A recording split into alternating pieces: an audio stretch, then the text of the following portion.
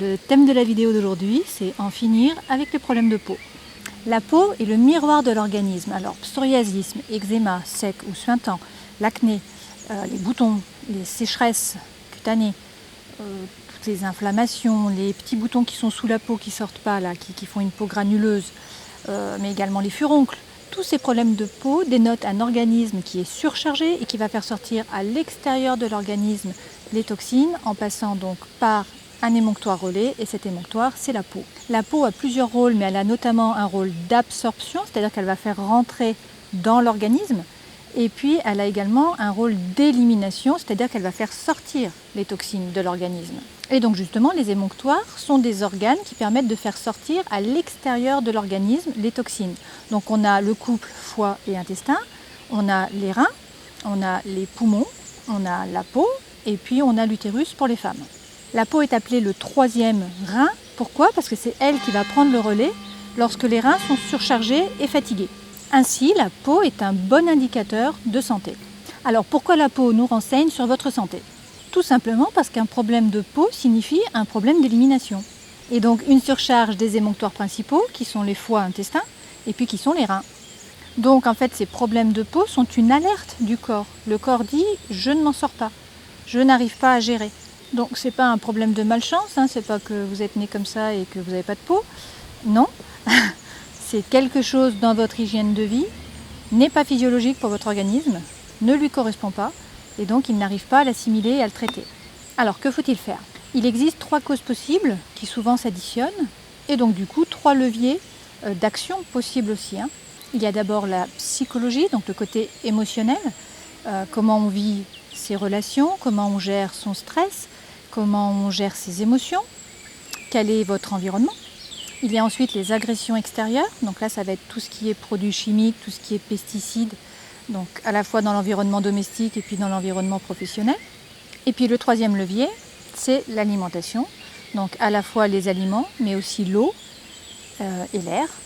Donc concernant l'alimentation, l'objectif ça va être de diminuer les entrées, de diminuer les surcharges, puisque l'organisme est déjà surchargé, et puis d'augmenter, de favoriser la détoxification et donc l'élimination.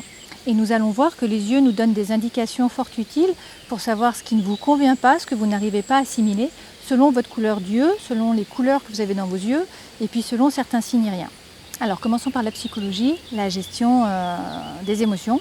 On sait que les crises augmentent en général, dans plus de 90% des cas, lorsqu'il y a un stress important. Et donc l'inconfort émotionnel est souvent une cause des problèmes de peau. Couplé avec le reste, couplé avec l'alimentation et ou l'extérieur. Mais la psychologie est très importante. Il est donc impératif d'apprendre à gérer ses émotions, à gérer son stress et à se relaxer. Donc les huiles essentielles peuvent être utiles pour diminuer le stress et réussir à mieux le gérer. J'ai fait d'autres vidéos, donc regardez-les. Mais vous pouvez également penser à la méditation, à la cohérence cardiaque. J'ai aussi fait une vidéo sur la cohérence cardiaque. Le Reiki fonctionne très bien pour se relaxer, mais la sophrologie également. Donc il y a plusieurs techniques. Il faut choisir celle qui vous correspond. Et il ne faut pas hésiter à vous faire aider par un professionnel pour travailler justement sur cet inconfort émotionnel et réussir à comprendre le pourquoi. Les fleurs de Bach peuvent aussi vous être utiles. Donc elles fonctionnent, elles vont augmenter votre taux vibratoire et vous permettent ainsi de modifier vos états d'âme et de mieux gérer les situations. Il y a par exemple Crab Apple pour le nettoyage des toxines, Beech pour les allergies cutanées et Verveine pour tout ce qui va être éruption, abcès, urticaire. Je ne vais pas m'étendre sur le thème de la psychologie, mais il faut vraiment vous pencher dessus si vous avez des problèmes de peau. Le 2e levier, ce sont les agressions extérieures dans le milieu domestique et dans le milieu professionnel, avec tout ce qui va être polluants, pesticides, produits chimiques, etc. Donc il va falloir faire attention aux produits ménagers, aux cosmétiques, à vos contenants alimentaires, à vos modes de cuisson. Donc il faudrait diminuer les produits ménagers, diminuer le nombre de désinfectants, ouvrir les fenêtres et puis plutôt privilégier le vinaigre blanc et puis tout ce qui va être plutôt bicarbonate de soude. D'un point de vue alimentaire, il faut faire attention à tous les additifs, les colorants, les antioxydants, les exhausteurs de goût, les conservateurs, etc.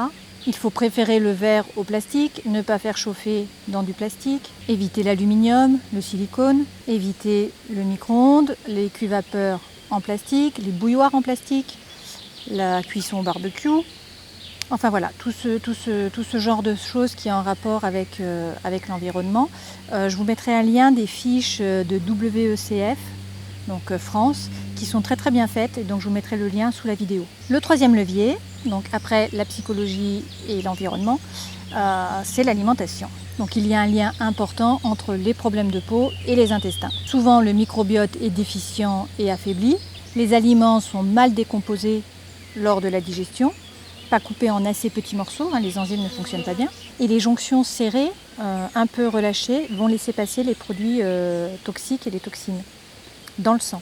Donc à partir de là, il y a une congestion en fait du système lymphatique, et puis une congestion des émonctoires, donc ce qui va être foie, intestin et puis les reins. Le système lymphatique, j'en avais parlé dans ma vidéo sur le brossage à sec, est pour 60% sous la peau, pas très loin de la peau. Donc en fait, quand vous avez de la cellulite, de la peau d'orange, des rides, des rougeurs, cela dénote un système lymphatique qui est en fait congestionné.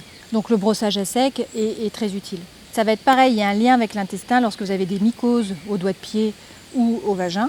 Là, ça signifie que votre écosystème intestinal est malmené, et dans ce cas-là, il faut arrêter tous les sucres, même les sucres des fruits.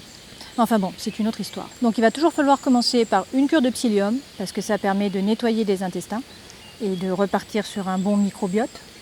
Donc la cure de psyllium d'1 mois est obligatoire. Et puis on va passer, comme d'habitude, à une alimentation hypotoxique. Donc on va diminuer les produits laitiers, les céréales, notamment les céréales à gluten, le sucre, les produits industriels, les produits qui sont raffinés, le sel, le chocolat, la charcuterie aussi. Et puis par contre, on va augmenter les fruits et les légumes. On va boire une eau qui est peu minéralisée, et puis on va aussi prendre beaucoup plus d'huile, puisque l'huile c'est un anti-inflammatoire. Donc des huiles oméga 3, de l'huile d'olive pour la cuisson et de l'huile de colza pour l'assaisonnement. Et là, on va passer à 3 à 4 cuillères à soupe par jour, par personne, d'huile. De bonnes huiles, des huiles bio et de première pression à froid. Cette première vidéo sur les problèmes de peau se termine là. Donc nous avons traité des 3 leviers possibles, la psychologie, les agressions extérieures et l'alimentation. La seconde vidéo, donc pour continuer sur ces problèmes de peau, traitera de l'iridologie et de la façon dont les yeux nous renseignent sur votre terrain et sur ce que vous n'arrivez pas bien à assimiler. Et la troisième vidéo essaiera de répondre à la problématique que faire dans la vie de tous les jours, donc quelles sont les autres techniques naturopathiques que vous pouvez utiliser, et puis notamment il y aura quelques synergies d'huiles essentielles pour remédier aux différents problèmes. Voilà, je vous laisse pour aujourd'hui, à la prochaine fois, ciao.